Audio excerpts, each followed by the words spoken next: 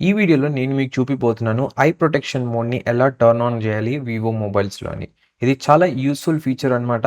దీనివల్ల మనకి eyes strain అయితే తగ్గుతుంది. అండ్ ఆల్సో మొబైల్ నుంచి వచ్చే బ్లూ లైట్‌ని గూడా అయితే డిక్రీజ్ చేస్తుంది. ఏ మొబైల్ అయినా సరే అనమాట వివో మొబైల్స్‌లో. ఇకపోతే దీన్ని టర్న్ ఆన్ జేయడానికి ఫస్ట్ మీరు నోటిఫికేషన్ ప్యానెల్ అయితే ఓపెన్ చేయండి. అక్కడ మీకు సెట్టింగ్స్ అనే ఒక ఐకాన్ అయితే ఉంటుంది. దాన్నయితే ఓపెన్ చేయండి. ఓపెన్ చేసిన తర్వాత మీకు డిస్‌ప్లే అండ్ బ్రైట్‌నెస్ అనే ఒక ఆప్షన్ అయితే ఉంటుంది. దాన్నయితే సెలెక్ట్ చేసుకోండి. సెలెక్ట్ చేసుకున్న తర్వాత ఐ ప్రొటెక్షన్ మోడ్ అనే ఆప్షన్ ఉంది. దాన్నైతే క్లిక్ చేయండి. ఇక్కడ మీరు ఐ ప్రొటెక్షన్ మోడ్‌ని టర్న్ ఆన్ అయితే చేయొచ్చనమాట.